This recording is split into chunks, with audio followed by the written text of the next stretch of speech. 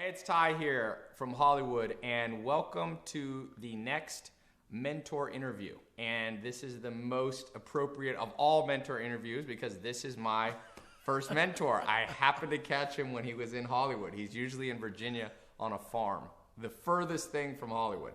That's for sure. And he's worried about my house may fall off the hill. This is not the place for an earthquake. This is not the place to be in an earthquake. All right, so if you're not familiar with Joel, he is, among many, many things, best-selling author. I picked this book because I am actually in it when I was 19 years old. Salad Bar Beef, You Can Farm. How many books now? 9. 9 books. Prolific. Catching up to Picasso, we were talking about. 50,000. So today we're talking about health as it relates to everything that Joel knows, which is pastured. Now it's funny. I was telling you, Joel, when did Allen Nation and really you start focusing on grass-fed stuff? Early 80s? We were doing. Teresa and I came back to the farm full time September 24, 1982. Right. So we direct marketed at that time, but remember we were direct marketing grass-finished beef when I was in the curb market as a teenager. Right. Back, in the early 70s. So now, Lakers, Los Angeles Lakers, pro basketball team, the big news, they figured something brand new out. If you eat grass-fed food, you'll be healthy. It took till 2013 for Does that mean they're going to win the championship now? They're going to win. There's a lot of injuries this year, so it's not a good fit. But so Joel's one of the pioneers in that, sustainable agriculture, grass-fed chicken, eggs, and now international speaker. I recommend you check out Amazon, his TED Talk. What else? Been National Geographic, Smithsonian. Yeah. Had presidents visit him when I was there. Remember when the Russian prime minister came? Yeah, from Belarus. Yeah. Belarus. So Joel is one of the, just here did the Joe Rogan show and was with, if you've seen Omnivore's Dilemma, Michael Pollan, not Joe Pollan. Michael Pollan. So that book, if you read Omnivore's Dilemma, is really, you got quite a bit. You're kind of one chapter, and Allen Nation's the other big part. It's you too. It's a book about you guys. Well, it's the first part's about corn, and the last part's about hunter-gatherer, and the middle part is about grass farming. Right. And it was a pretty big deal. You know how a lot of people know you is Food Inc. Oh, yeah. So when I say Joel Salatın, the number one thing that I found that works the best, I said, have you seen Food Inc.? And people go, yeah. And they go, remember the good guy in it? Yeah, that's right. And everybody goes, I love that guy. Yeah, that's right. That movie really went far. It did. It was up for an award of some sort. I don't even know what they are. It might have been nominated. Whatever documentaries get nominated for. But yeah, it was acclaimed. It was a big deal. And you look, they have that one YouTube trailer if you check it out, which that's the best one I've seen of you, like for PR. It's just you saying, I forget what you're saying exactly, but it's just there's a picnic table behind you. I'm sure it's a bunch of lies. A bunch of lies. So I met Joel when I was 18. Yeah. Went out of high school. My family said, Ty, instead of going to college, why don't you go visit this guy, Joel Salatın? He's looking for an apprentice. So I showed up there on that farm. Yeah. The first day. I'm from Los Angeles, and I remember you. Yeah, I had just had an accident with Teresa said, Joel's gone. He's in the emergency room. I was like, what? What happened? I cut a tree, and as it fell, there was a stump that I didn't see, about yay high off the ground. And when the tree fell, so I cut it here, and as it fell, it hit this stump, which was like a fulcrum, which kicked the back of the tree up, caught me right in the caught me right in the mouth, actually. Knocked out 2 teeth, gave me a concussion. And the crazy thing is, how did it knock your head off? It literally, one more inch, you would be... Yeah, I don't know. I guess it just didn't hit me hard enough or something. I don't know. But anyway, it knocked me out and cut my lip all up. My lip was all hanging down, and it was a pretty serious. I remember, but I remember you were working the next day or two. Yeah. Oh yeah. They say there are old loggers and bold loggers, but no old bold loggers. I agree. So what I want to talk about today is I divide life up into 4 hard problems everyone has to solve. They have to solve the problem of physical health for themselves, the problem of wealth or making money, the problem of love, which is friends, family, or romance, and then lastly, some level of happiness and personal fulfillment. So I want to we can talk on all 4 of those, but I really think if you don't have health, you have nothing, right? So it's the Maslow's triangle. Yeah. So let me ask you this. If you had a nutshell, we'll start with the simplest. You're leaving, you have 3 grandchildren. You're leaving something to them and on physical health. What would you tell them? Because you've got all kinds of angles. And you've met, by the way, Joel's not only his own experience, his own polyface farm, all the research, but Joel's the personal friend of all the highly esteemed people in food, health, and so on. So what would you say? What's the 1 or 2 sentences you say to them? The grand theory of health, if you will. The grand deal. All right. Well, I guess the best thing that I could impart to them is that that you don't go to nature, you are part of nature. Okay. And so many people feel disembodied, not only from their own bodies, but from their own experience, their own everything, and so I think there's a lot of it takes a lot of pressure off when you realize I am part of this continuum. I'm a part of this stream, and so it helps you to go with the flow, no pun intended, but it helps you to appreciate that everything is not a crisis, right? And you don't have to solve everything immediately. So what I want them to understand is that they don't have to go somewhere to participate in this great choreography of nature and ecology. They make it. They are part of it. They're which means you want to be involved with your food. You want to have an integrated life with your food and all the other parts. Your relationships and all that stuff. You don't want to segregate yourself.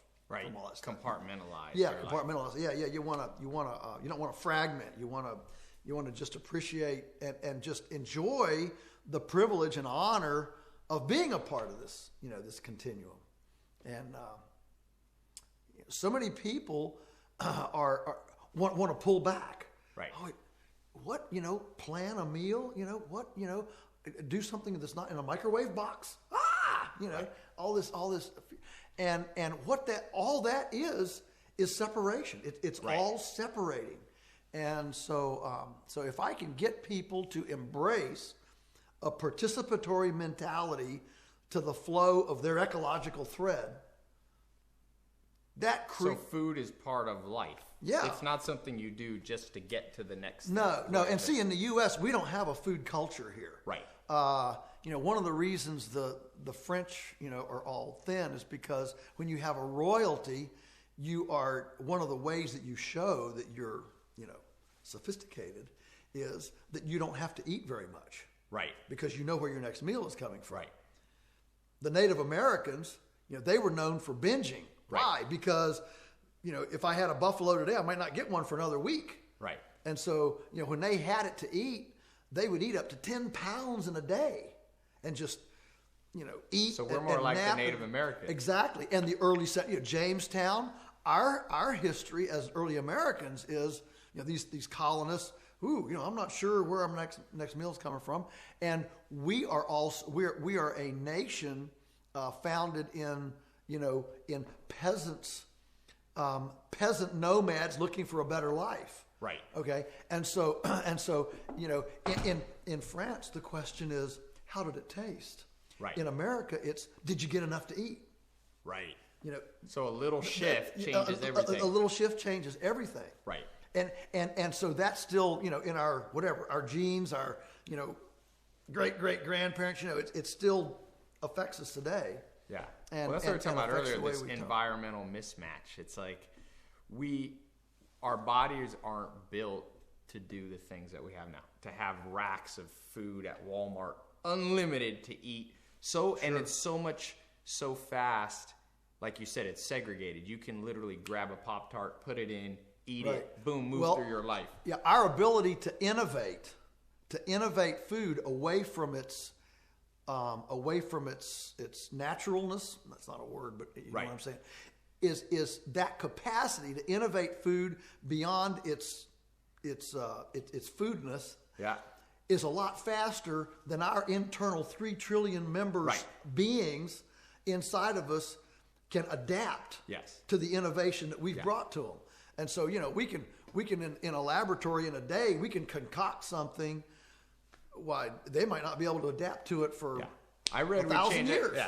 I think we change at a rate of 1% per 10,000 years. Well, that's not very fast, is it? That means we're a lot more, and that's, of course, part of the whole push behind the paleo diet. Right, exactly. You know, going back we're a lot closer to our great right. grandparents than we are, you know, our children, almost. That's the idea. So do you think, in terms of the food system, suddenly I make you dictator of America? Now, I know that you are very libertarian and wouldn't rule through regulation. No. But if you had to, what's the first thing you cut? All right. Well, what I would do if I could be, you know, king dictator for the day, king for the day, what would I do? I would immediately pass a food emancipation proclamation. Okay. And what it would say is that every American citizen has the right to the food of their choice from the source of their choice.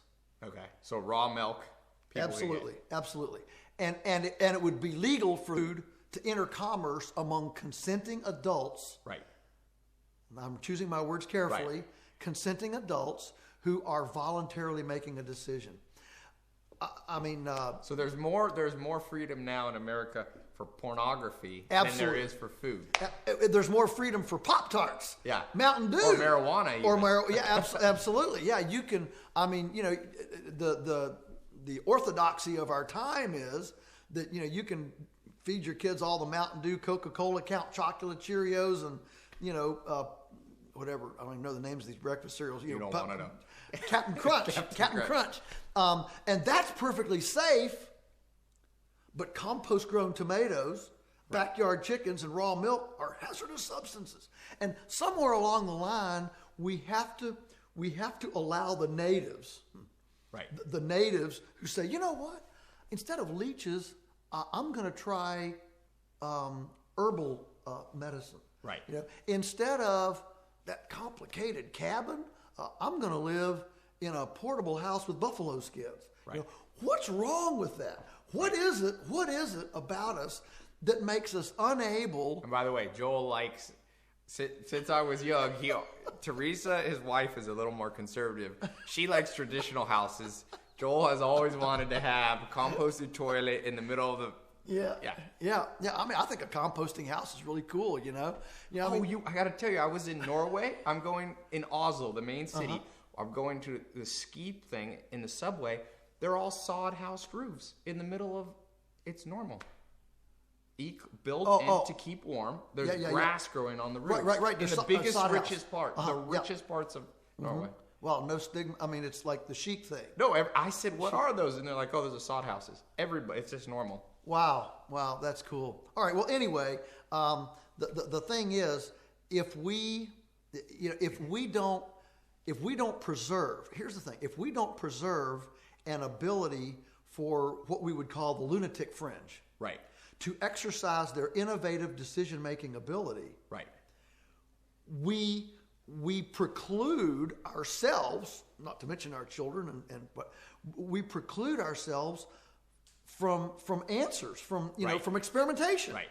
And the problem is that we have so codified the orthodoxy of food. Yeah. That innovation has a hard time, you know. So here's the hard question, though. So let's say we all agree. I think most people in the world, even the people passing laws, would probably agree there's some crazy things that you can, you know, buy this, but you can't buy milk. Is it money, or is there something innate in us that likes us to lose? We give up our liberty for some false sense of security, or is it just big companies have so much money they can? Is it a conspiracy or is it consumers? It's absolutely consumer advocacy. Okay. That's what's driving it.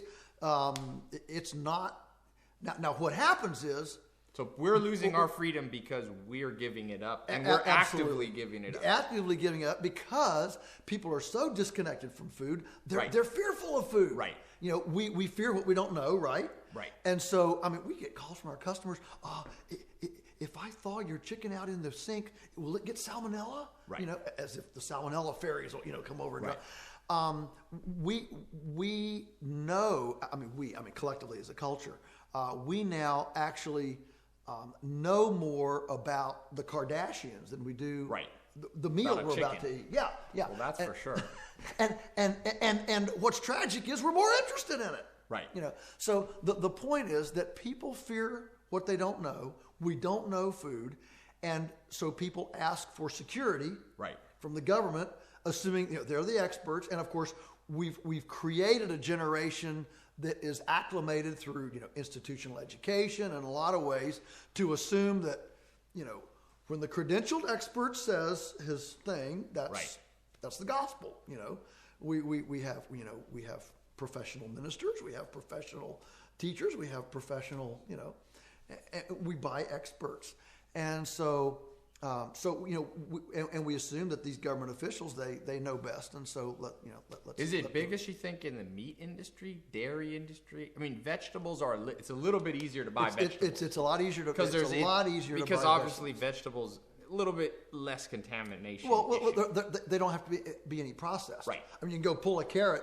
And eat it. You don't have to pull a skin off of it. You don't have to debone it. Right. You don't have to do that. So vegetables have enjoyed a bit of it, although they are fast getting into a problem now because the new Food Safety Modernization Act is at least initial language is to outlaw compost on vegetables.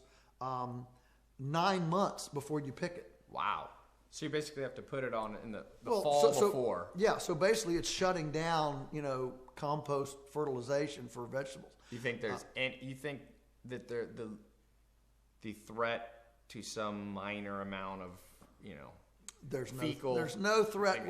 The threat is from confinement. Right. Big chicken house. Dairies, that flush their lagoons, or a rainstorm comes and boop, all of a sudden you got this. That's where the threat is, and in fact that's where all the recalls have been. The recalls have not been. I don't know of a single recall associated with compost, not one. And yet that is what they want to regulate. So there's an orthodoxy, so that those of us that don't adhere to the orthodoxy, we're branded as heretics. Right. So you have this, this. But do you think money has anything to do with these big corporations? Monsanto. All right, it does. Here's what happens: the inertia gets set into place by the consumer advocates, the Ralph Naders. Protect us, please. We need regulators bigger than corporations. I mean, it's that idea. Okay, so that's where the motion gets set. So people trying to do good end up doing harm. Absolutely. They want to protect us, but they take away the wrong. They end up taking away the wrong thing. There's no question what the intent is sincere, and it's well-meaning. And by the way, I'm being very charitable because most of my friends don't agree with me on that. They don't think that. They think I'm naive when I refuse to use the word conspiracy. I don't think conspiracy gets you anywhere. Right. So I think there's an inertia set foot. So what happens is the industry then, they sniff it out. They know kind of where things are going. So then what happens is they hijack the process. Right. And they make sure that by the time this sincere sounding protection gets actually enacted, it concessionizes the big guys, and it's prejudicial against the little guys. Right. So regulation, I'll just say all of it, maybe not all of it, but basically regulation is very scale sensitive. Right. It does better with big companies. Does better with big companies because you've got more overhead to fill out the paperwork, to buy the infrastructure, to buy, But you're to stuck comply if you with have all the just stuff. a family farm like you. So let's say, for example, that you want to make potato salad. Right. And that requires like a 20-page hazardous analysis critical control point, paperwork that gets a USDA license on it. All Right. Yeah, you comply. It's okay. Well, it's one thing to do that paperwork and comply if you're making, 2 tons at a time in a great big, Right. Big industrial factory. vat. Yeah, great big machinery. It's quite another if you're doing it in your home by the 2 gallons. Right. And so what happens is that whether it's infrastructure requirements like a thermometer that costs $1,000 or whatever, whether it's infrastructure or paperwork, when you don't have enough volume, Right, the little guys to are done. spread the overhead across, little guys are out. Well, what's the And that's why consequence of losing the little guys? the Why consequence of losing? should we? Why do Because we the care? little guys are where the innovation is. Right. I mean, I give you a perfect example. 20 years ago, we had an empirical study done comparing our chickens to supermarket chickens. I remember this. I was there. Okay, yeah, all right, yeah, like 20 years ago. Yeah, you were just out of diapers, and the USDA chicken, Right. USDA stamp, Blue Buzz, averaged 3,600 colony forming units of bacteria per milliliter to the second permutation, and I don't understand it, but that's how they measure it. Right. 3,600. Ours averaged 133. Right. That's 25 times cleaner. Now, wouldn't you think that if they really wanted safe, clean food, Right. that the inspectors would have said, "Well, wait, hold the presses, shut more prohibition on abattoirs for a week till we figure out how to do it this way, so Right. it's that much cleaner."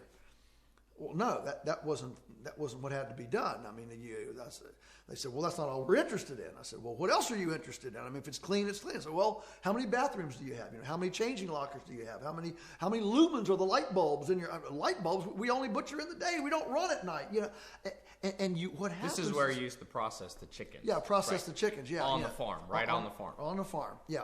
And so what happens is that the regulations become regulations of system, Right. not regulations Form, of not the empirical. function. Yeah. My position is if I can gut a chicken in the kitchen sink and it's as clean as some benchmark, Right. who cares? Who cares? Who cares? Doesn't matter it's if clean, it's it's not in clean. a huge That's right. poultry. That's right. That's right. And so here we are, Americans. The biggest tragedy of the food safety inquisition Yeah. is that it denies you and me the entrepreneurial innovation Right. of hundreds of thousands of culinary and farming entrepreneurs Right.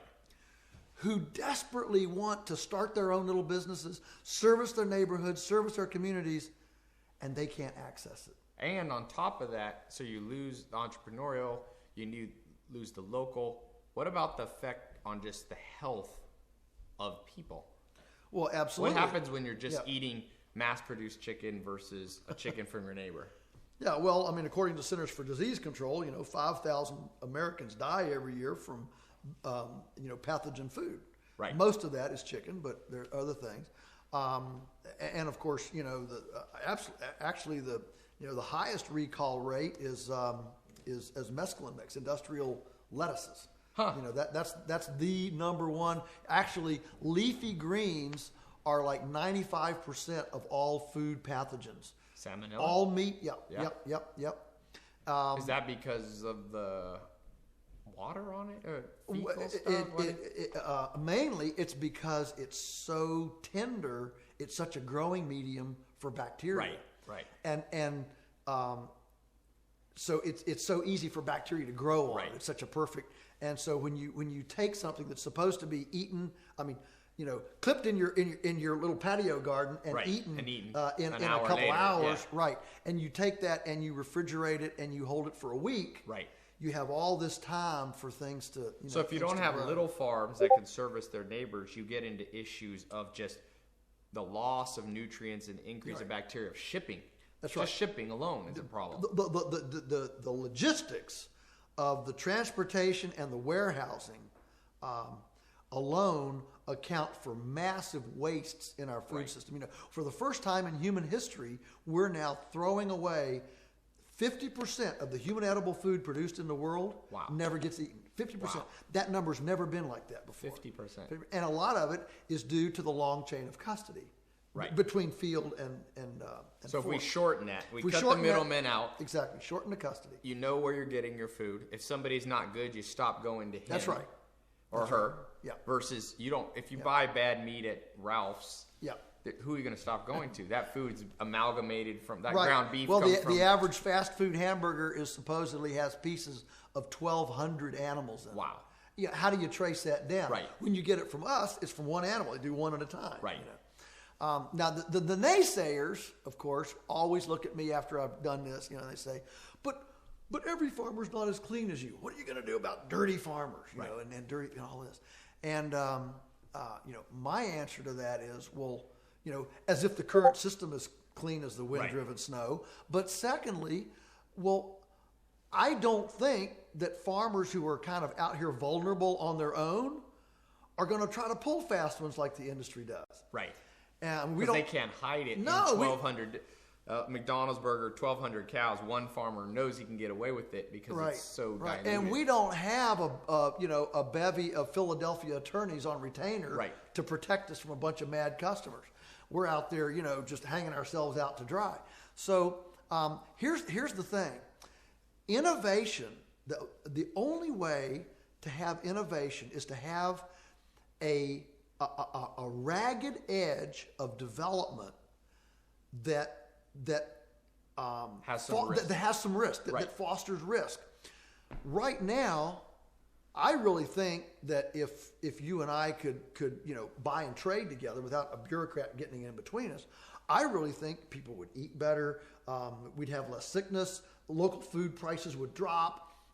You know, local communities would have better economies because, you know, they could. I just think there'd be a lot of positives. The problem is that I can't argue against my detractors because there's no track record. There's no prototype. Right. There's no prototype. And the problem is that as a culture, we have arrogated things that used to be done on the local and state level. We have arrogated that to the federal, and that destroys innovation. Right. Just imagine if any city that wanted to could say, you know what? In our city, we're going to let anybody that wants to, you know, consenting adults, voluntary, any food goes. You know, if you grow it and you want it, you can have it. You can buy it, okay? If we did that, and a couple cities did it, and sure enough, prices came down, you know, employment went up because local businesses were good, and, you know, hospitals started emptying out. Of course, and they'd fuss, but Somebody's always mad. Somebody's always mad. But you see what I'm saying? Right. You know, IQ goes up in the kids because they're eating grass-fed. You know, Right. the Lakers win the ball game, right? I mean, okay, if you could get a track record, a prototype, but when you arrogate everything to the federal level, It's too disconnected. it's a winner take all. Right. You know, it's a one shot deal, and you don't allow for this trial and error, all this prototype, embryonic prototype innovation to occur to try it out. I mean, I'm that way on almost everything. You know, if a state wants to do gay marriage, fine. If another one doesn't, that's fine. All the ones that don't want to do it, they can move to that Move the state. other way. Right. And the ones that do, think of the vitriolic politics that could stop. Right. Think about that. Right. All the just I mean, if stopping. Sure. everything If one state wanted to do public education and another state wanted to do nothing but vouchers, Right. or another state wanted to drop the taxes so much they didn't have any public education, Right. they would attract different Or you, kinds and of you people. could do it even more local than the state. You could do it even more local than the state. The point is that at least when you come from the federal to the state, at least now you've got a chance for 50 different ideas. Right. So you're basically come up. saying you're making the edge effect like you have on a farm. Exactly. Interconnectedness of different environments. And the more you get of that, the more growth. Yeah. There's a historical precedent for this because, you know, the Romans had an axiom that you could tell the vibrancy of a civilization by the number of laws it has. Okay. Right. And so and they said that the more fragile and vapid a culture becomes, they start trying to protect themselves with laws, and they start passing all these laws. And I think that's where we are. Yeah. We just the tax codes going we are becoming an incredibly paranoid, fearful, anemic culture. And what do? You pass a law. You pass a law. We're going to fix it. And especially in our civilization now, we're trying to pass them all at the federal level. Right. So how a culture views its lunatic fringe, is how it creates a germination bed for innovation. Right. So no fringe, no germination. If a civilization is a strong, virile, culture, they say, the wackos out there, who cares? They're fun to watch. Hey, watch those wackos out there.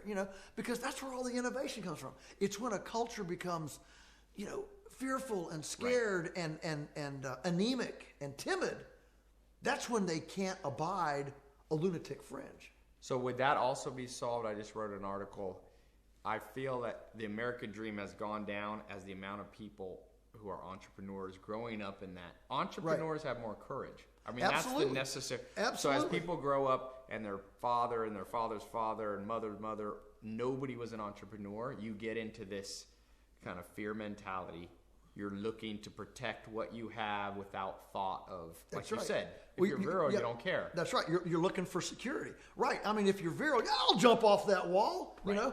But when you get older, you say, I don't know, I might break a leg, you know. And that's why, jet fighter pilots are young, and that's why the historical wealth accumulation paradigm was the matriarchs and patriarchs who remembered, let's see, where was that spring and that drought of so-and-so? They leveraged their wisdom and experience on youthful energy. Right. They weren't out there, moving those sheep every day. Right. But they were telling the young bucks where to take the sheep so they wouldn't get in a snowstorm. Right. And as we so entrepreneurs need to. That's where the mentor comes. That's what the elder was. Absolutely. So let's talk. Let's switch just a teeny bit because we're calling them mentor interviews because we're so big on that. Do you think the same thing that's happened in industrialized food, right? So it's not local anymore with a whole bunch of problems: nutrition, commerce, energy, contamination. Pollution. Right. Yeah. The same thing happens where we used to educate locally. You learn from the local mentor, the apprentice. I was one of your first apprentices.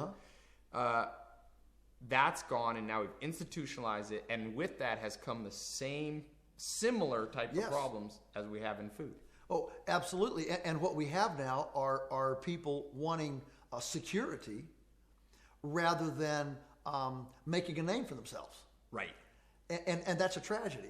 Because making a name for yourself, you have to do something different. Right. And so what happens is this security mentality breeds a non-differentiation mentality. Right. Oh, I don't want to do anything different, and so everybody's afraid to touch differences, different thinking out of the box. Right. And that's a tragedy. The whole civilization is impoverished. So it goes into a circle. When no one's an entrepreneur or less people are entrepreneurs, they want just a salary. Yeah. That's a fear mentality that spills over into how they see their food and their physical health, how they see their occupation. Yeah. It's a negative feedback loop. And they don't want to jump into anything unless they can guarantee that they're going to land on their feet. Right. Which means that people become dependent on they become dependent on the entrenched orthodoxy. Right. For pharmaceuticals, for medical, for education, for recreation, for investment, for anything. Right. And the whole but all greatness comes from those people who were poo-pooed and Yes. shied in their time. A Absolutely. prophet's not without honor except in his That's own exactly. I mean, home. Every single innovator is laughed at. Right. Every single innovator. In fact, Alan Nation tells he says, if you want to know what you should do, you need to tell your idea to the neighbor And if the neighbor thinks, hey, that's a good idea, don't do it. Right. It's not different enough. Right. What you want to do is when the neighbor says, that's the stupidest thing I ever heard of, Right. do that one because that'll be different enough. It's like Seth Godin, the purple cow. Yes, the purple talks cow. about that. It's exactly the same. Similar same to deal. the tie, which is the pink pig. The pink pig, that's right. Joel has a great book called Holy Cow, Cows and Hog Heaven. Holy Cows and Hog Heaven. So, switching back and forth here, we're going on modern day ADD. If we go back to food, nutrition, we're not only losing touch with our economic, local environment, we're getting all these pollutants, we're getting inefficiencies in energy in terms of the cost to ship food. But what's happening to the nutrient density in food? Yeah, I eat one apple versus when I used to eat an apple. Right. Well, the nutrient density is dropping like a rock. I mean, it's plummeting. And that's empirical studies have done that from broccoli to cauliflower to apples to whatever. And what have you seen on your farm with rotated cows, chickens out eating grass every day? Yeah, well, there's a couple interesting things that you can do. One of the first ones we ever did was, we took a pound of our hamburger, cooked it, and we actually were doing a food fair. And then we took a pound from the supermarket and cooked it. And when we came home, we didn't want to eat it because it's been out in the hot sun all day. So we put the place down for the cats. Right. And we've got about 5 cats. And the 5 cats come, they sniff the supermarket ground beef, and then they devour and eat and almost eat the paper plate that the others are on. They won't even touch the other until they actually get hungry and so the canary. It is. The thing is, the cats aren't peer dependent. They're not watching TV. They're not getting assaulted by advertising. And so, that's an interesting test. Anybody can do that at home. Anybody can do that at home, and we challenge people. Most people, if your pet says something, you'll believe it more than anybody else. Yeah, dog will eat anything. If a dog doesn't eat something, you definitely want to stay away from it. So, that's one. Another one is we had a chef do a displacement test on our pork. Yeah. Where he took a pound of, or a couple pounds of our pork and a couple pounds of factory pork and put it in a pan of water and measured the displacement, the amount of water that came out. And our pound displaces substantially less water than the industrial, which means ours has muscle tone. Right. It's dense. In other words, a pound occupies less space. Yeah. Fat and flab, if you will, is volume over density. And you are what you eat, right? And you are what you dense eat. stuff. You're That's saying right. muscular. Yeah. And so there's another test. What about the eggs? I remember on the farm when the eggs with the omega-3 and Well, we did a National Institutes of Health study with our eggs and compared to the supermarket eggs, and I always get these confused. Omega-3, I think, is what you want. Was higher. The three is what you want, and we were like 300% different than the store-bought eggs because of the carotenes in the grass. Now, Mother Earth News did a study over 2 years. They replicated it where they worked with 12 pastured egg producers in the country, and we were one of them. And they sent them to a lab out in the Northwest somewhere, and did about a profile of about 12 nutrients, riboflavin, folic acid, And I'll just pick one: folic acid. Our eggs average like 1,048 micrograms per egg. And the USDA label is 48 micrograms. Wow. Folic acid is really important if you're pregnant. That's like one of the key. Grass-finished beef, for example, has 300% more riboflavin in it than grain-fed beef. What's the importance of riboflavin? Riboflavin is the nerve one. It's the one that keeps us from shooting each other. Riboflavin. So when you see violence and rage, it keeps you calm. And you see young people going ballistic. Well, they're not getting any riboflavin. Right, they're on Coca-Cola and this instead of an egg. And grain-fed beef. Remember we used to say how people will complain about the cost of a dozen eggs, which is less than soda and has infinitely. A tractor-trailer load of Coke has less nutrition than one of my eggs. I know, but people, that's where people, it's this framing wrong. Yeah. Eggs are framed as blasé, whereas Coca-Cola, using celebrities. Yeah. I tell people, I say, whose plan do you want to follow? Because Coca-Cola has a plan for you. Yeah, it's not the one you want. Yeah, it's the plan for to get them In fact, right. I heard a new one the other day. Michael Pollan, when he wrote Omnivore's, or the sequel to the Nutrient book, he said one of his rules of thumb was don't eat anything that wasn't available before 1900. That was like the cutoff. If you couldn't get it before 1900, you shouldn't eat it. And we can all be very thankful that hot dogs were introduced at the 1890 World's Fair. You actually slipped. Still like hot dog. All right. Anyway, 1900. Well, I had a new one the other day that said, Sherry told it to me, my daughter-in-law. She said she heard a new one that said we shouldn't eat anything that's advertised on TV.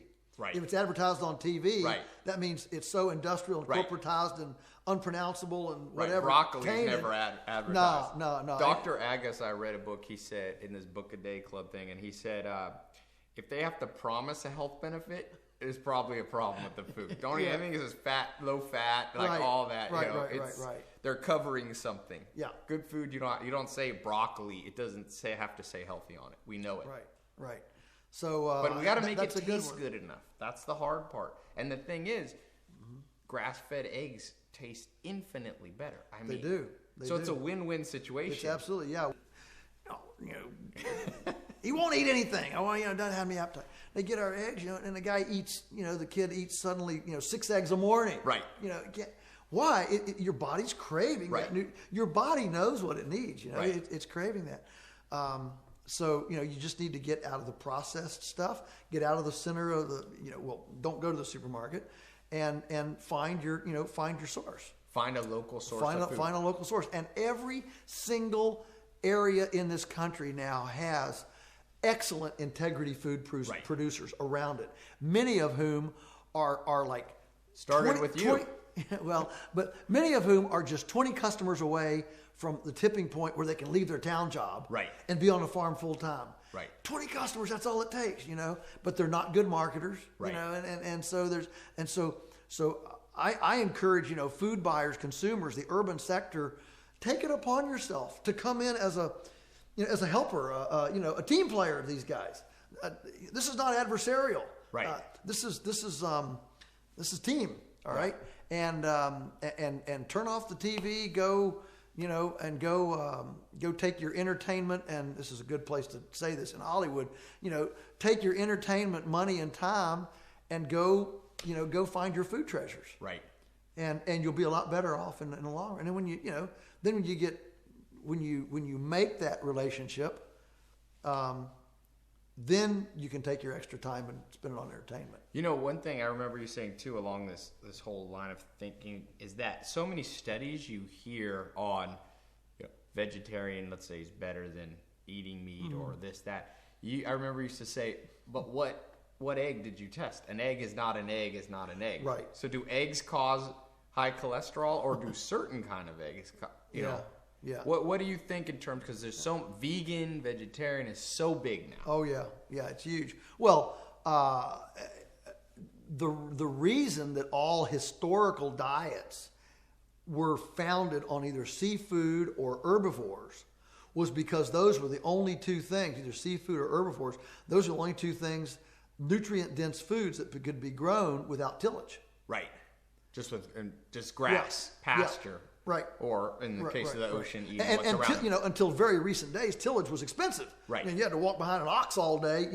You couldn't do much. So plowing up a field, planting seeds is a newer development. Well, it's on the scale that we're doing it, because we now have machinery and cheap energy, mainly cheap energy. That's what draft power, mules, horses, oxen. Yaks, water buffalo. Those are expensive power. You've got to feed them. You've got to trim their hooves. So you don't plow up that much ground. That's right. Which creates a logistical limit. Right. Onto what people could destroy. We couldn't do much damage. Fast you could no matter how bad we were, we couldn't pull it off. And it's absolutely true that the history of civilization, unfortunately, is a story of land abuse. That's true. I mean, read Collapse, read Guns, Germs, and Steel. I mean, it is a history of abuse. But but at least it took us a long time to abuse Right. stuff. Today, we can abuse stuff way faster. Right. And we are. I mean, we're seeing aquifers shrink. We're seeing desertification faster than it's ever, gone before. That's serious. So this stuff in terms of creating nutrient-dense food, though, has the potential to save the world. Well, absolutely, because not only is it ecologically beneficial, but it stops a lot of the problems that we as humans have. Wendell Berry talks about, unfortunately, what's wrong with us creates more GDP than what's right with us. Right. And if you're healthy and your equity and your wealth is tied up in your person. Right. No one can make any money off of it. Yeah, that doesn't add to the GDP, right? Right. Hey, where's all the commerce? Where are all the hospital beds? Where's all the jails? Where's all the too much health going on down there? We got to We get need some sick We people need some sick people to sell to. stimulate this thing. And that's the truth. And so when we measure wealth in such a very narrow, shallow way, it does actually incentivize. It incentivizes the whole mentality. It's like a subconscious aura Right. over our civilization. Right. To do a lot of things wrong. Right. So we can have growth. Right. Did that flip off? No. Okay. And so ultimately, if equity is in our personhood and not in our material, Right. and if our equity is in our self-satisfaction and happiness and not in possessions, we actually have a culture that is a nicer place to live, and it's far healthier, but it doesn't look like what Wall Street looks like. Right. That's the anomaly. Right. That's the conundrum of our day. I was reading Charlie Munger, wise guy. He said, beware of perverse incentives. Yeah. And that's what you're talking about. That's right. There's almost nothing that will be more damaging to a society where people get paid to destroy the environment, Right. paid to produce bad food, paid to keep people sick. Yeah. I mean, because we human, there's a good book, Dan Ariely talks about dishonesty, and most humans don't want to see themselves as super dishonest, right? Mm-hmm. So Right. most people are, even the people you're talking, Ralph Nader, he's not a bad guy. No, absolutely not. If In fact, I think even the president of Monsanto is not a bad Right, guy. exactly. He absolutely thinks that he's got the answer to Right. feed the world. He but absolutely it's perverse incentives because he's paid by volume. He's not paid by human.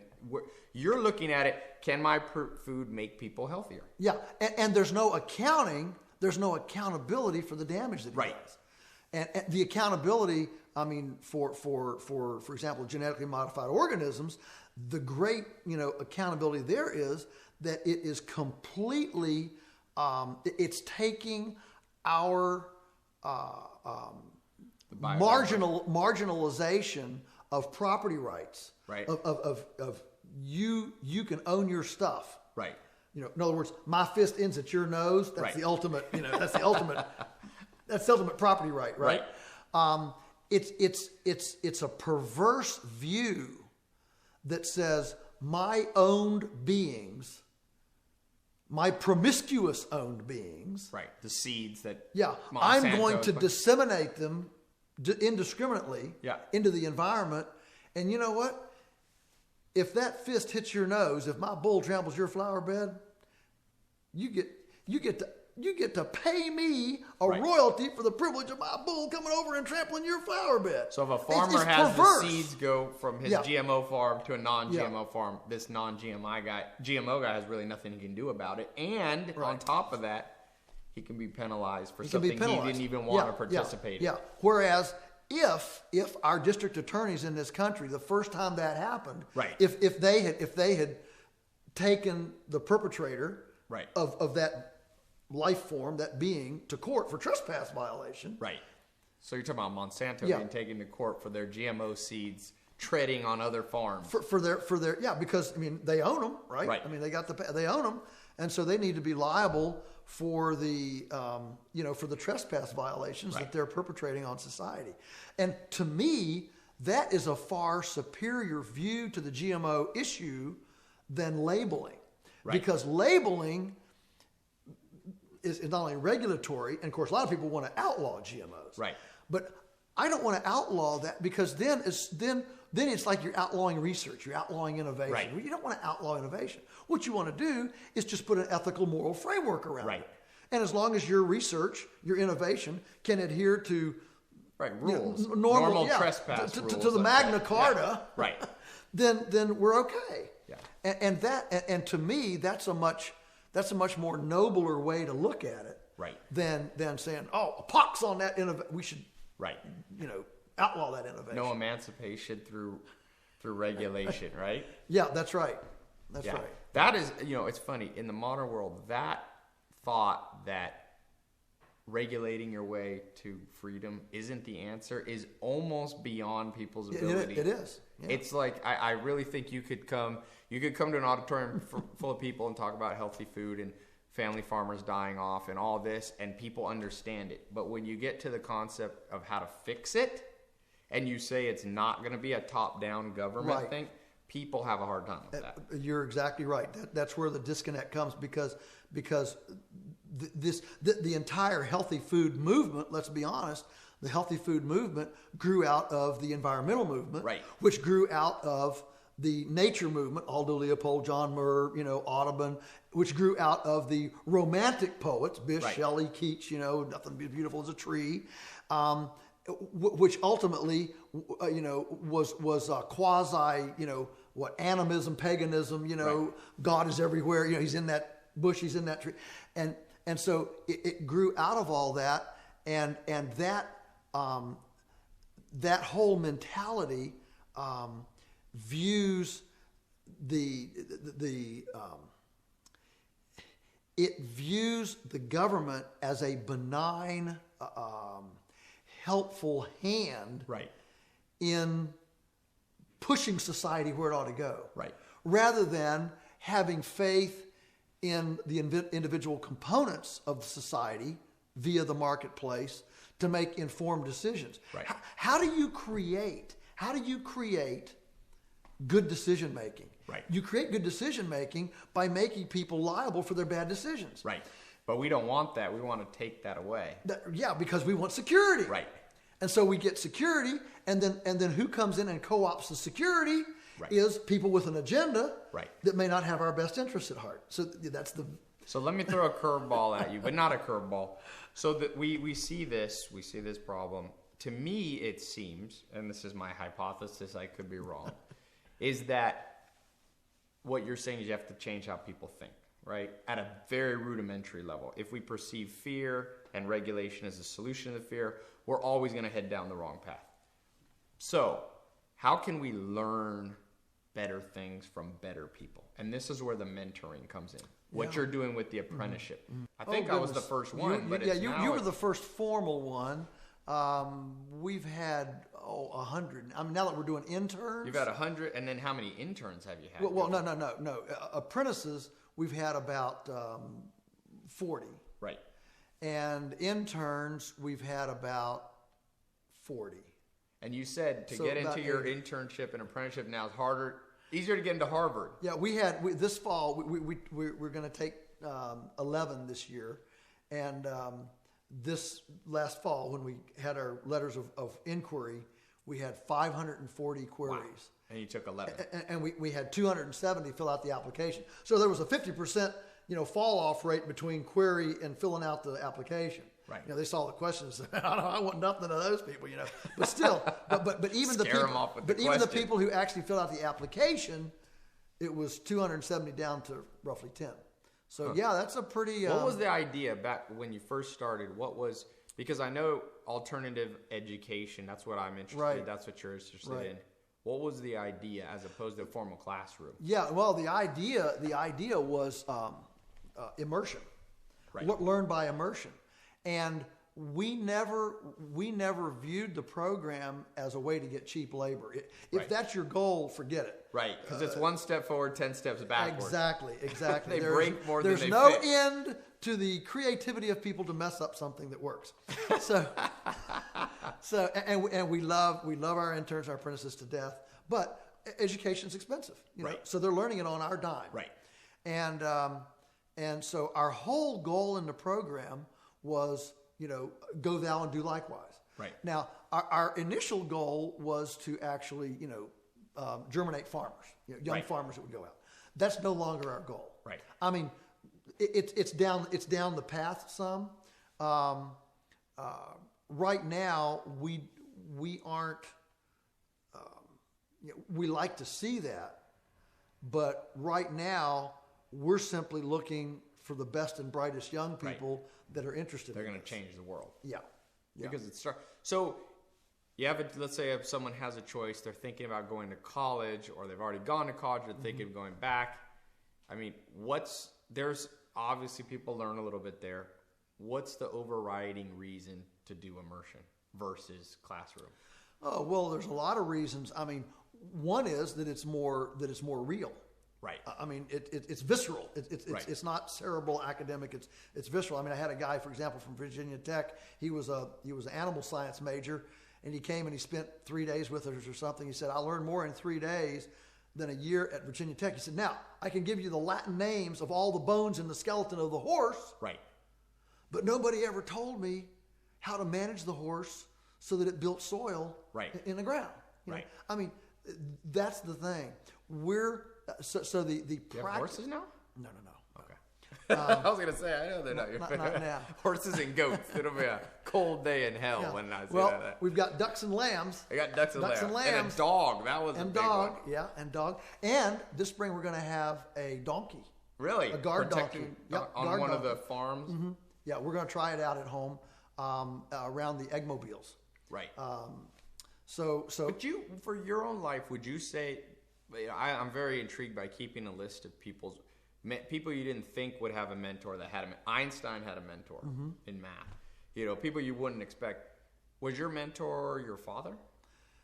Yeah, I would say in so. terms of hands-on learning. Yeah, absolutely. Yeah. But people don't have that as much anymore. No, that's right. So you got to, you got to find them. Foster father, apprentice type role models. Yeah. Now from a writing, if you say, because I'm now about as well known for my writing as I am my farming, and so I would say Dad was the one for the farm. But from a writing standpoint, that mentor would be when I was a junior in high school. I worked one day a week at the newspaper, and my two copy editors. Huh. Absolutely, they're the ones that I peg as my. Do you still sometimes hear their words ring ring in your ears? Oh yeah, absolutely, yeah. I hear yours a lot. You hear my blog posts. I have you and Alan Nation. Yeah. I think there's also something of early in your career, whatever gets put in there. It's like imprinting of a duck with whatever walks by. I think it's more powerful. Well, because there's not as much in it. Daniel says your brain is like an attic, and it can just hold so much stuff. Right. And so, finally it gets full and you have to jettison some things in order to make room. Well, when you're young, it's not all full yet. Right.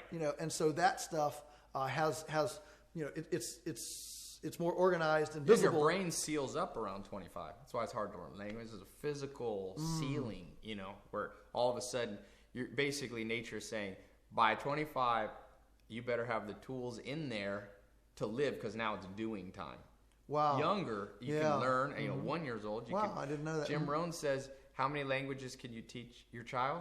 As many as you want to teach them when they're 1 or 2. But not as many as you want to teach them at 30. It's much harder.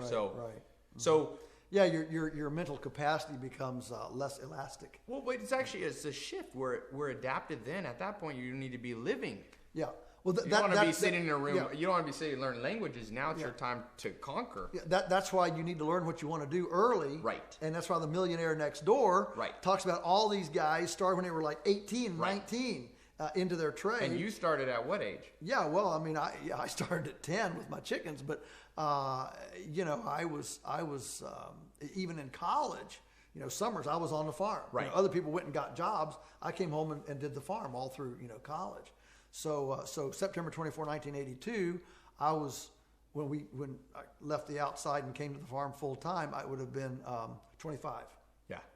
I was 25. I remember you saying everybody wants to be me now, but they don't remember when I first got married. How many years did you live in the attic? Seven years in the attic. How much were you living on a month then? Yeah, about $200 to $300 a month. And you'd save all the rest, grow your own food. Yeah. And you were saving for we drove a $50 car. If we didn't grow it, we didn't eat it. We didn't go anywhere. We didn't go out to eat. We didn't spend anything. So why don't people do this anymore? What's wrong with us? Well, I think it's the generational syndrome where, no generation wants to live below the means of their parents. Right. Below it's the three generation business thing. Right. The entrepreneur starts it. Second generation, builds it. Really takes it off, and the third generation, born into luxury, loses it. Right. That's the cycle. And so now Daniel, when we do conferences together, Daniel does he's doing half a dozen or more a year, and when he does the successional thing, he does that. He says Daniel's your son running the farm now. And so Daniel then my dad was the true visionary way out there, and then I, as an entrepreneur, took that vision and built a viable business. So he's worried. He doesn't want to be the so then he says, so I'm third generation. Yeah, it's good to know where you are. Yeah. But the cycle can be broken. Which then what he does, it's exactly the word he uses. He said, so the key is to recognize this danger and break it. Right. How do you break it? Right. What do you think? Well, I think for sure, one is to get kids started in business early. Right. So, Travis is 10. He's already 2 years into his duck business. So he has a duck business. He has a duck business, and he's quadrupling the size of it this year. Huh. He's really... that gets me more excited than... that's what the world should be like. Yeah. Andrew is 8, and so last year he grew his first 2 lambs. Yeah. So he, sold them. He had $600 in his pocket. He's buying 10 more this year. So he's buying $60 lambs, and he's going to grow those. Yeah, and he's actually going to buy some ewes. He's going to have a cash flow issue for a year until they lamb. At 8. Yeah, at 8. What's your issue at 8? Which is the time that's when you want cash flow because your mom still pays still puts you to tuck you to bed. Daniel started his rabbits when he was 8. Right. And Rachel started her pound cakes and all that stuff, and she was running a full bore house cleaning service at 14. Yeah. You remember when she would go and so I just think that entrepreneurism, if we can create a home climate that really embraces entrepreneurism, I think we can grow them. I really do. And you can change it. And here's the thing. Think about this. Going back to what we talked about earlier, not only is the environmental cost of creating factory farms, compartmentalized lives, all the environmental and health issues, but let's say that was a moot point. Mm-hmm. What about the loss of what you're talking about? Yeah. What about the loss of creating people with their heads screwed on straight at 8 years old, which stops crime and and you don't even need regulations. Right. All of it casts because it functions. Yes. Yeah. We're talking about true innovation capital. We're talking about business capital. And this is what makes a nation wealthy. This is the wealth of a nation. Absolutely. I read Warren Buffett says in his study and his experience as wealthiest man in the world, the number one correlation between the success of someone financially is the age at which they started the first business. That's it. He's like, start them at 4 or 5, at 6, at 8. Right. It was interesting. Last summer, the 2 boys, they were 9 and 7 at the time. Grandsons. The 2 grandsons. Yeah, they had their businesses. Well, Lauren, she would have been 5. Your granddaughter. I have one granddaughter, Lauren. All right, she was 5. Well, without us. With nobody heard anything, said anything, nothing. Here, in her own mind, she said, well, I'm going to have my business too. So unbeknownst to us, she went out one afternoon, and on a chicken day, she goes out and picks several bouquets of wildflowers.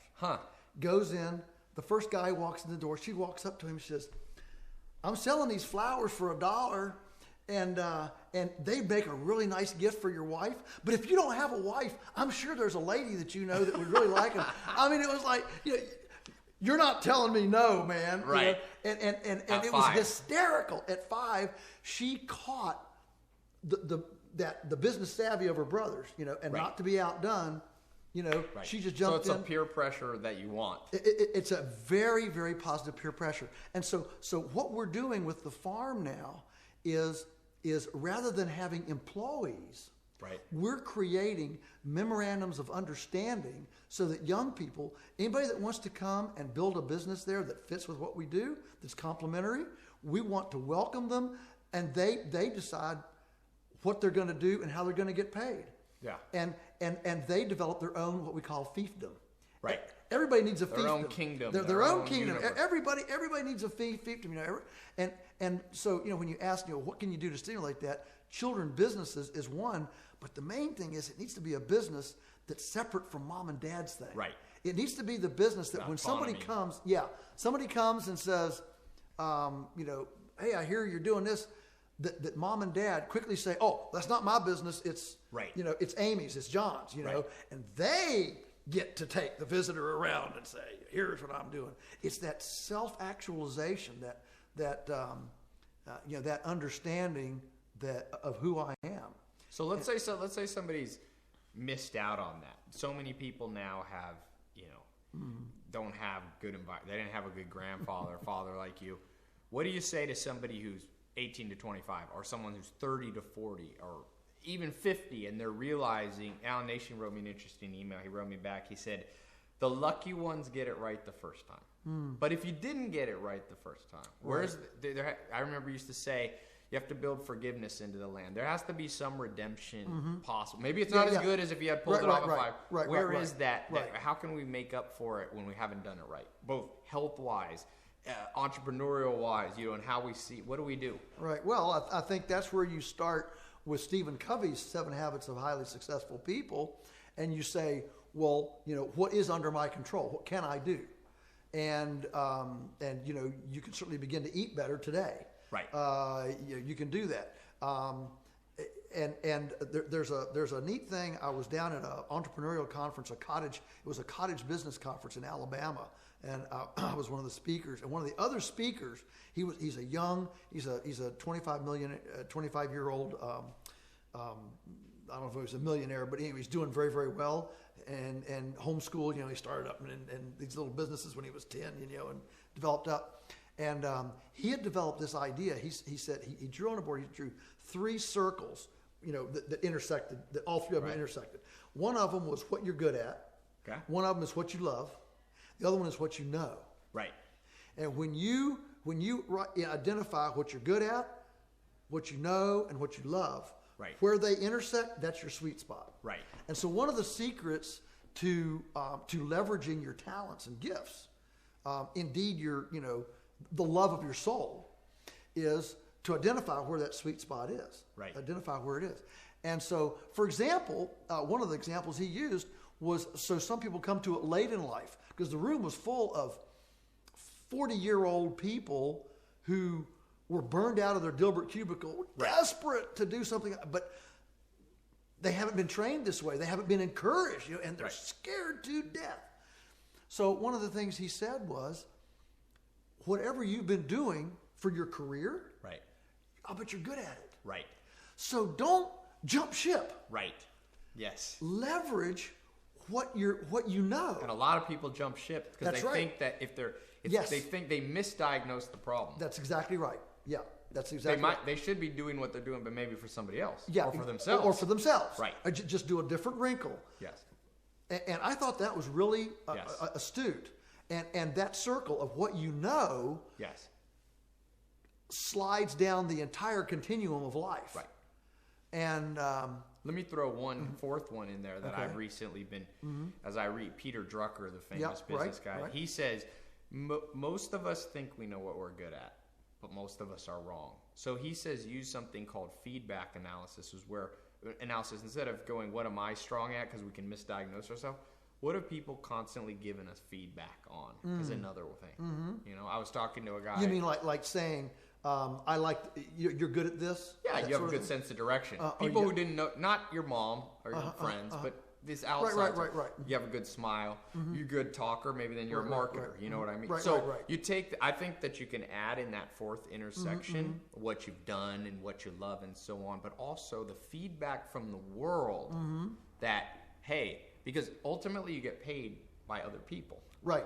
It doesn't matter. You don't. So what other people like about you becomes a if point you can of blend those that fourth thing. Right. Well, one of the questions they ask in holistic management is, if money and time were not an issue tomorrow, what would you do? Right. And I find that a really powerful question. Would you be doing exactly what you're doing now? Yes. Any change? Any change? No, I don't think there'd be any change. My frustrations are not with me. It's my frustration's too strong a word. Whatever my discontent is. Right.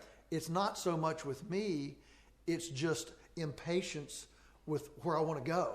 Right. And I don't have the right people. I don't have the right talent. Right. I don't have the right team to go where I want to go as fast as I want to go there. But that's life. That's okay. You just learn to live with that. But in terms of occupation, how your health, your family is set up, wouldn't change. Yeah, it's wonderful. Not many people can say that. Yeah. No, I've always said I'm a very blessed. One thing guy. that I learned about you that I've always been thankful. I realize now, many people have been blessed to see somebody who tap dances out of bed every day.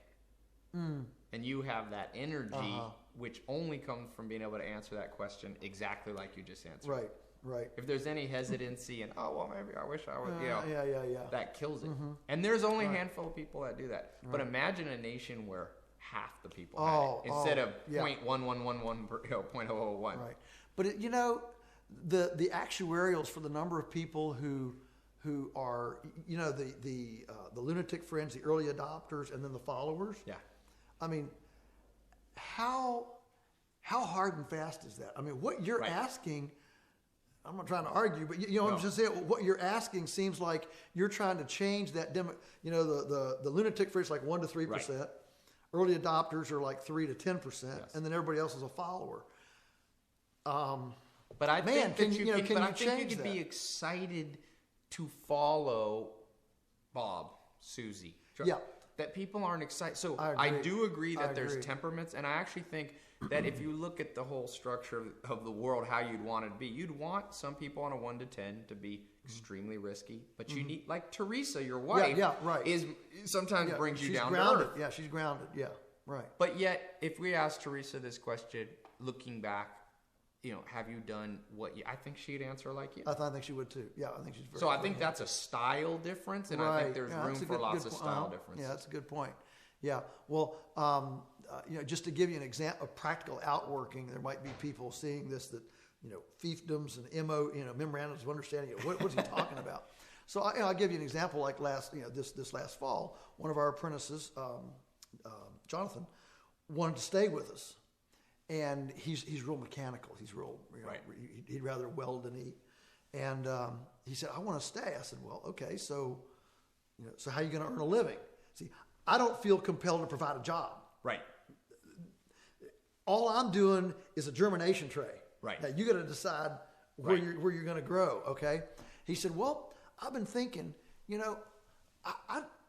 I'm wondering, could I run the shop just as my business? And so this is a shop that you already have on the farm that sits shop. There all the time, and just use it whenever you need it. We use it, and I've normally done most of the heavy shop work. I do it because I have to. Right. But I don't love it. Right. And there's no revenue for the business. It's just a cost thing and keeping your business going. I mean, there's a revenue in that if you can keep things from breaking. Right. You're savings. There's a savings. Savings. Right. All right. Yeah, but you're right. It's not an income stream. Right. It's not so anyway, he made this proposal. Well, that sounds good. So anyway, we ironed out an arrangement where he is a subcontractor. His business is called Farm Fix. Farm Fix, isn't that clever? I came up with it. You like names. I love names. Love names. And And then like the grass stains tours. That's that. what Bree started. Bree wanted to stay, and she So said, you have somebody who was there for internship. Was her time to leave, but she said, I "Hey, I could take something to the farm that's already there and make piggyback, if you will." Piggyback, yeah, exactly. Make another fiefdom, Right. another hold on, another enterprise. And she said, you're not doing school tours. You know how many kids would like to come here? And so we said, okay, we'll start it. So we named it Grass Stains Tours, and in 2 years, her income. So even in an environment like this, if you were dropped in a parachute. Farm's gone. Everything you have, you're dropped into the middle. Now the tables have flipped. It used to be 90% of people lived urban in the rural in the 1900s. Right. Now it's the opposite. Yeah, so you're dropped in a big city. You're saying there's even in a recession, you can go into someone successful and say, I'll take something that doesn't compete with you that you're not using. It's just sitting there wasted, and I'll turn it into new money. Do a complementary fit to the mothership. And I think there are limitless businesses, especially small businesses, who could have a complementary niche enterprise added to them by an industrious, enterprising young person. Right. And so Jonathan, running our shop, you know how fun it is? For the first time in my life, I can go out there and break something and just drive it up to the shop, drop it off, go in and read a book, and say, Jonathan, fix it. Does he give you an invoice still? You get a so he gives discount or something. No. He gives us a discount. An invoice, just like a shop, a professional shop, which means he's not an employee, right? Which completely changes the arrangement. Right. It's not now anymore. Jonathan's not under me, so to speak. He's now an equal. Partner. He's a partner, and he bills me, and he's cranking out. Shade mobiles and gobbledygos, and he's changing the oil. These are all various farming pieces of equipment. If you don't know. Portable infrastructure. Not everyone knows gobbledygos. Designing, but it's a good name. Did you do gobbledygo? Yeah. It's the portable turkey shade. What percentage of the farm business names did not come from you? I don't. Or do you have a monopoly on the name? I have a monopoly on them.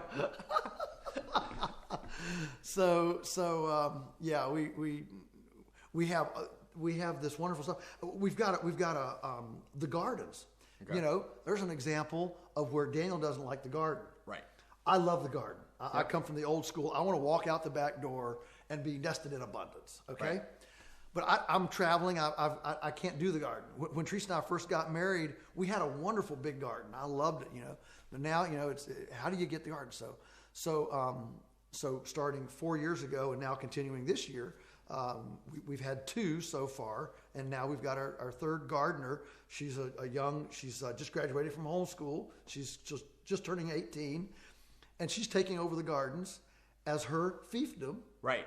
But it's her business. She's not an employee. She decides what she's going to grow, how much she's going to grow. We've agreed on her market priority. Yeah. Here's your first market, second market, third market. Ultimately, if you grow more than you can sell, you have to eat it.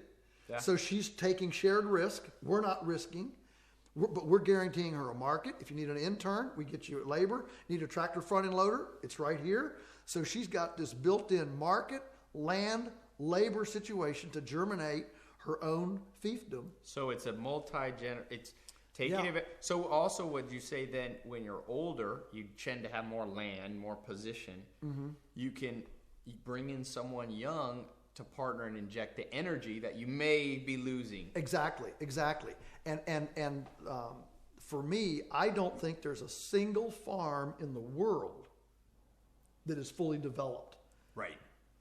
Most farmers, when you say, well, you're not doing as much on this farm as could be done, they get this, frantic, helpless look. What? I'm already working 100 hours a week. What many? And of course, most of them are hermit curmudgeons. What? Yeah, I'm already working. So, as we kind of end here, I would brought this up to you, and not to bring in something too new. I was saying one thing that it seems is that there's not as much wrong with us as we sometimes think. Mm. There's this mismatch theory. Mm-hmm. There's this mismatch. And I'm not going to get into nature, nurture, this, that. That's not the point of this. But you were always big on systems. Right. It's like get the system right Yep. and things fall into place. That's right. We've been talking about how so many systems are broken in the world, whether it be food system, nutrition, medical, political, Information transfer. yeah, and education, how we raise our children.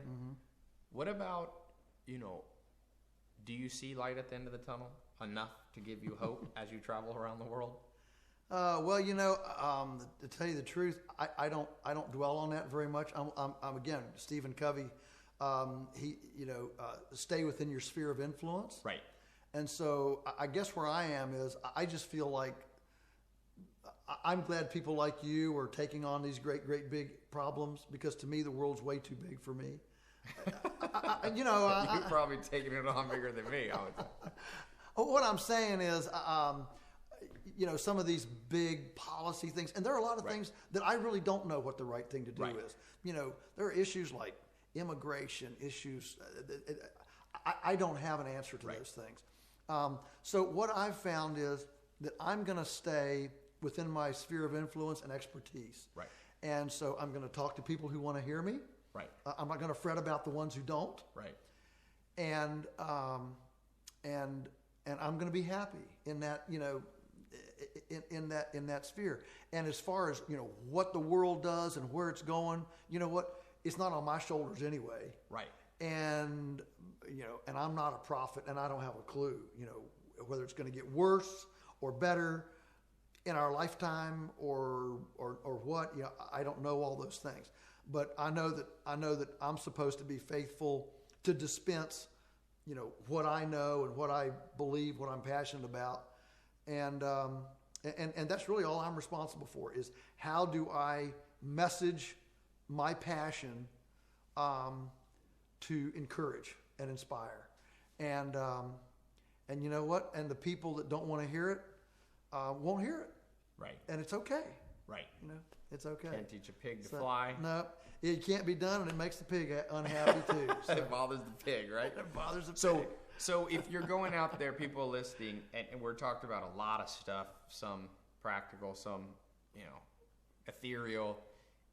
I don't want to put words in your mouth, but one of the things you said was start by what you eat, controlling what you eat. Yep. Know where your food comes from. Would you say, in terms of what to look for, are you looking for? Because you could find a local farmer that has a big confinement dairy farm. Sure. So absolutely. what are you looking for? for? Go visit. Go visit. Read Holy Cows in Hog Heaven. Okay. Food Buyer's Guide to Farm-Friendly Food. Okay. I mean, that gives you the kind of things you're looking for. You're looking for not dirt. You don't want the animals on dirt. You're looking for. You want the animals on grass. Yeah. You want a picture of health and bloom. You don't want to see a bunch of sicknesses. When you want to have transparency. You don't want to go to a farmer that says no, you can't come and visit. Right. That's like a red flag. Right. So you want to go to welcoming, and when you go on your walk, you don't want to hear apologies more than a couple of times. Right. You don't want them to say, "Oh, sorry." Sorry. Exactly. Sorry for the dead animal there. Yeah. I mean, one is okay. I mean, none of us is perfect, but you don't want to hear 2, 3, 4, 5. And you don't want to hear "I'm gonna." Right. No, tell me what you did. Right. Not "I'm gonna." I'm gonna is cheap. That's cheap talk. All right. And so anyway. And if people, you said no supermarket if at all possible. Right. So you're talking farmers markets or going to the farm. CSA, what do you think on buying clubs, on farms. I mean, there's now we're collaborating with a couple of electronic aggregators that are aggregating local food on the internet. So it'd be a website you can go. Website you can shopping cart different farmers, and they do door-to-door delivery. Yep. And that's really coming on strong. So people delivering food to you if you can. If you can't, best is always to go to the farmer if you could. If you can, buy bulk. Go out there. Look the farmer in the face. Meet the family. Yeah, that's where you really buy a freezer, right? Then you buy can a buy freezer. A whole bunch of meat. That's right. And equip your kitchen with canner, dehydrator. Things like that, so you can build a larder, and you're not having to scramble around to get food every 2 days. I mean, when you have a steak, you looking for any telltale sign? Yellow fat, white fat, When you're eating eggs, you want dark eggs, you want pale eggs. Yeah, dark eggs. I mean, you know, your meat should have some fat in it. It shouldn't be, you know, just ringed with fat. Slow cooker is a wonderful, you know, kitchen utensil, and it builds forgiveness into a lot of things that otherwise might not be as forgiving. Obviously, grass-fed beef. You wrote the book on it, basically. yeah, grass-fed. What about milk? Beef. What are you looking for dairy? Well, there again, you're looking for grass-fed cows. You know, whole milk, raw milk. Is a lot of times that requires you to join a herd share. Right. A herd share, and then you get your gallon a week or 2 gallons or whatever. Yeah, here in Hollywood, you can amazingly buy raw milk. Right. It's like, I think the thing that people need to understand is it's like every search. If your heart is in it, if you want to know something, there is just as big as the industrial food system is. There's an entire alternative under network. Yes. Okay. It doesn't make the front page of the New York Times. It doesn't get in Consumer Reports. It doesn't even, you know, measure USDA stuff. But trust me, there is an alternative to every single orthodoxy in the culture. So like the saying goes, when the student is ready, the teacher will appear. Right. I'm a firm believer in that. And so when your heart is looking for the alternative, yes, seek and you will find. Right. You absolutely will be met with that. And there is that alternative option in virtually everything. So education. Yeah, absolutely. Yeah, Teresa and I started. She started over a year ago, and finally took me about 8 months to start. I started in October. We go to acupuncture every other week. Okay, so an alternative to traditional medication. Yeah, it has really revolutionized my life. And you know, and it took me 8 months. She was going, and she just loved it. And you know, and she's a lot more conservative. I mean, that kind of thing than I am. So you didn't feel it right away. You had to stick with it a little while. Mm-hmm. Yeah, but boy, I'll tell you, very soon, you know, different little. You know, I'm not 20 anymore. Yeah. Little knee pains and little things, you know, and we just love it. We just think it's fantastic. You're thinking outside, alternative. And how that came was we were hosting the annual homeschool picnic at our farm, and this couple came, and I just talked with them a minute, and they just resonated with me. Found he was an acupuncturist. Teresa's been complaining about some stuff, and I just mentioned it to him. Yeah, we can help that. I mentioned it to her. She went. Boom. You know, there we are. I mean, when you are ready to receive, you know, the movie Food Inc., when that movie came out, for 6 months after that thing was in theaters, our sales building at the farm was packed every Saturday with people from Richmond and Northern Virginia and stuff. Came in. I had no idea. Came home for that thing. The wife threw out everything in the refrigerator. We're not eating that way anymore. You know. And I'm just sitting there laughing because I've been saying this for 30 years. Right. Our family went to health food stores when, you know, 70s, 60s, in the late 60s, right? And I'm looking, you know, college educated. Where have you been? Well, they weren't ready. Yeah. They weren't ready. Well, that's the light I'm at the end of convinced the that a tunnel. lot of stuff comes by us that we're not ready to see. And when life experience, spiritual, emotional, whatever, when that convergence occurs, suddenly, and then we discover these new worlds, and they're all over us. But we're myopic in our little, you know, thing, and we just don't see it. So we're starting out. Somebody's got a business, started a business. They're an entrepreneur. Is there any words that ring most often in your head about? You've obviously been an entrepreneur, like you said, since you're 25, in one of the hardest things ever, a farm, right? And you've made it, as much as anybody's made it. Anything that your dad said? I remember your dad said. He said a lot of things. But more I learn about people, the more I like my Pekingese dog. I like that one. He also said, if at first you don't suck a seed, just suck until you do suck a seed. My favorite one is that I use, and I've had people come up to me in tears when I use this, and I've really started using it. And that is, if it's worth doing, it's worth doing poorly first. Okay. You know, we all, as adults, you know, we lose our childhood freedoms, and we become more and more inhibited because we're a little more careful about what people think and say and all that. And we have these, and as we grow up, we have this you know, this old voice behind us from probably, you know, a grandmother or grandfather or some, you know, powerful figure in our past. And we hear this, if it's worth doing, it's worth doing right, you know. And actually that paralyzes us from innovation. Yes. Because so the point is, that is not true. Yes. That's not true. What's true is, if it's worth doing, it's worth doing poorly first. And then refining it. And then refining it. Yeah. But if you just hear that in your ears, if it's worth doing, it's worth doing right, it paralyzes you from attempting things. Oh, I've got to do this right. Got to do this right. So I find it extremely liberating for me, and a lot of other people have found it as well, to say, if it's worth doing, it's worth doing poorly first, because we don't write well, we don't speak well, we don't do anything well first. And so I want to free you from that inhibition. No, you don't have to do it right. You just have to do it. And don't worry about right. Just do something. Yes. And you will then, you know, build up the skill, the experience, the acumen, you know, whatever it is. Then to eventually do it, whatever is right. Our last two, we did health, we did wealth, now love.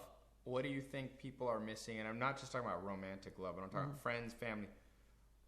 If you, again, going back to this initial question, you're imparting one thing to a crowd or your grandchildren about getting along with other people. Because you can't just take the attitude of Pekingese dog and become a crotchety old farmer. No, crotchety old farmer. What is it that we need to know to connect with people, with friends, with family, to stick loyal, all these things? Yeah, I think that we need to cultivate in our spirits a passion for seeing the other people in our lives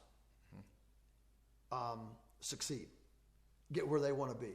Zig Ziglar used to say, if you make enough other people get where they want to be, you'll get where you want to be. Right. I think that's just a powerful thing. And so what that means is that I really don't care if you become wealthy or successful. I'm not going to be envious. I'm not going to be covetous. I'm not going to have sour grapes at your success as a sibling or a spouse or a friend. Deep down, I really want you to succeed. And if you can do that, the family comes together. Absolutely. Love life comes together. Absolutely. Friendships come together. Everything changes. We have these little, you know, chips and these little things, you know, and if we can really want the other person's best interests, I mean, truly 100%, we will relate to them the way we ought to. Powerful. So lastly, I call it happiness, but happiness is an emotion. What is it that we need to know about true fulfillment beyond, you know, moment by moment happiness? What is it that brings you, and what can bring people listening, what can bring me that true fulfillment, the peace that passes understanding? Yeah, well, I mean, I do serve God, but I think beyond that, it is finding your inner passion, and then just don't hold back. Yeah. Don't hold back. I mean, the joy of my life is that I have been able to, you know, to so fully share and embrace the passion of my life, which is healing land. I mean, and so what you have to have is a very noble passion. If you think your happiness comes from money or, you know, anything like physical, you're never going to really attain that. So for us, my greatest happiness comes when I see soil build in a field and earthworms and, you know, luxuriant verdant growth, you know, biomass accumulation occur in a place that was barren and unfruitful. To me, that's my greatest, you know, joy. we don't have sales targets, market targets as a business. Say that one more time. Okay. We don't have sales targets or market targets as a business. Our goal is to heal more land or to heal land. And if it's more or less or whatever, it doesn't matter. But as long as we're healing that land, that's our thing. So I want people to think about noble goals, big goals. I mean, if you're a business, how about a goal like, none of my team gets divorced this year, or I mean, that's just an example. But how about really big value goals like that? And when you attain those, that's real legacy. I remember when I was first there doing an apprenticeship, still a teenager, and you said, and the thing that struck me the most, at first it was odd. You used to pray before every meal, and you would say, God, I thank you for letting me give the gift of good food to people. And I didn't get that. And after a year, it maybe took me longer. I see that was your noble goal. That's right. That's the noble goal. And that brings the fulfillment. That's right. Happiness. That's right. That's right. It's not sales. It's not growing the business. It's none of that stuff.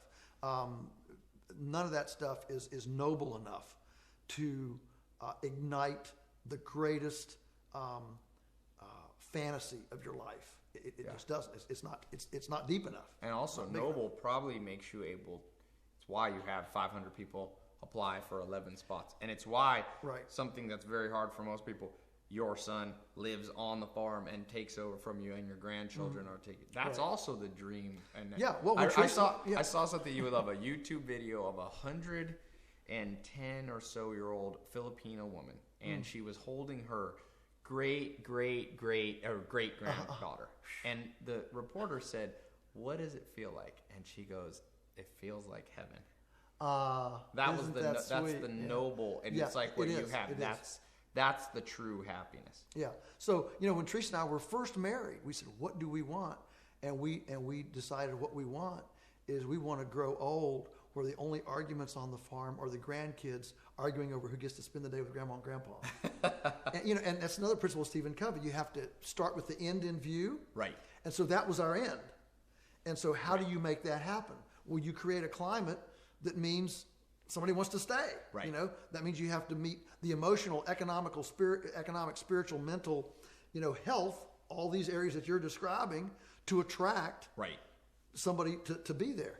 And the joy of my life is that, that's exactly where we are right now. Right. And, and the grandkids really like us. They think we're pretty cool. That's like the barometer. If the cat won't eat the beef, that's right. If the grandchildren don't like the grandparents, there's probably something wrong. It's a real problem. Real problem. Well, awesome. Thank you. Thanks, Ty. I owe you a lot, more than I can say. But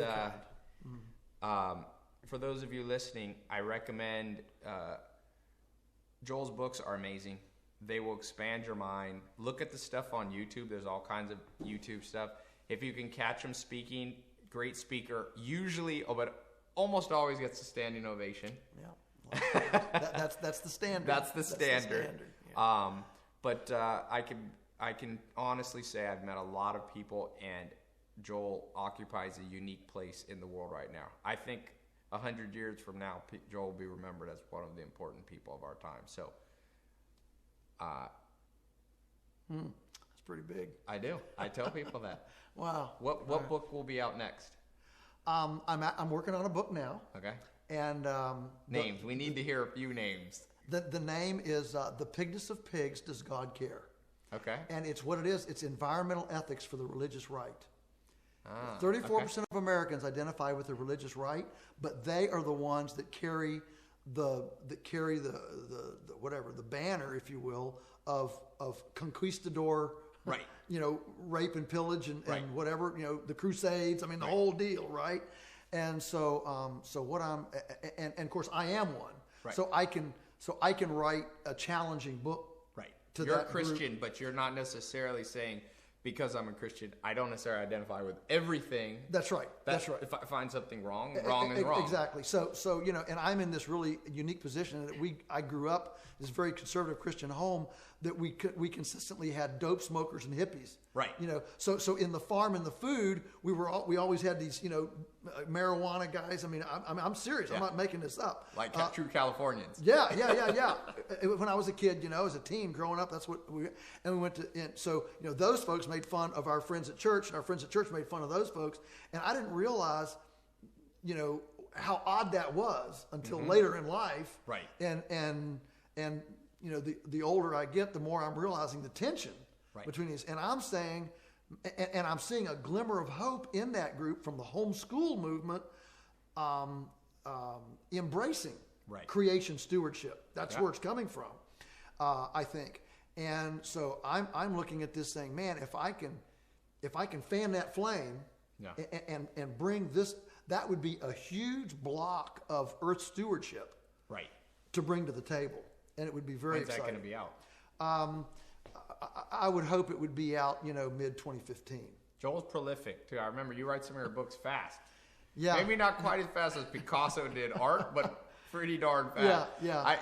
This thing that you're saying about the Christian, it reminded me probably the most wise Solomonic answer I ever heard you give was at one of your field days, and I wasn't sure how you were going to answer. So Joel attracts people here, hippie left, and Joel attracts Amish Mennonite conservative. Yeah. So there was 500 people there at a barn, and someone says, Joel, what do you think about gay marriage? And it was one of those, if you answer this way, you're darned. If you answer, and Joel said, I don't think the government should decide who gets married. And all, of course, the right-wingers like that, even if they don't agree. And that was a good answer. Yeah, it was. It was very much like Jesus answering the woman at the well, who taken in adultery, who's going to stone her. Right. And looked around at all the people and said, all right, so who's without sin? Cast the first stone. Right. Next thing you know, they're all gone. Right. It was that kind of answer. I don't know. That was a stroke of genius. Well, it was a Solomon, because it's like... Yeah, exactly. It was basically saying, so what does the government have to do with marriage? Right. And it completely diffused that whole... I think a lot of answers can be... A lot of things, like you're saying, hard things, can answer the same way. I agree. This tension politically, and we get too in love with our ideas. Yeah, we do. If you think about it, what makes a person a Christian or a hippie or environmentalist is not a set of dogma. It's a real core thing. So stick with your core and be flexible on the other stuff. Right. One of my favorite bumper stickers is, my karma just ran over your dogma. I like that. But yeah. So, I have this wonderful, eclectic ability. And that's important. It is important. And I apologize for both groups, and I fully embrace and hug both groups. And you read a lot. And I read a lot. Joel's one of the first people, Alan Nation, Joel, that got me reading. Yeah. You always have a book. Yeah, I do. Sometimes I provide them. Yeah, you do. But yeah, that's the new book, and I'm hoping that it'll be my 10th one, and I figure, 10. I call it my coming out of the closet book. Okay. It's the one where now I'm establishing, kind of saying, okay, here I am one, and I can't imagine all of my hippie, environmental, radical, liberal, Democrat friends being upset with it because it's so scathing on the religious right. Right. But see, I am one. It's like a black guy being able to tell black jokes. Right. That's the beauty of it. See? Yeah, of course. Of course, no one can get mad. You're like, I am that's one. That's right. Yeah. So anyway, I'm enjoying. I'm about halfway through. It's coming right along. Yeah. Well, awesome. Well, we're gonna go get something to eat. I don't know if it'll be locally raised, but we'll focus on something good. That's right. All right. We're not going to Thank sweat the details. Exactly. Leave a comment. I will answer if there's any super amazing questions that you have. Next time I see Joel, if I can remember, I will bring it up. So leave a comment, and I will see you soon. Stay tuned for more of these mentor interviews. Talk to you soon.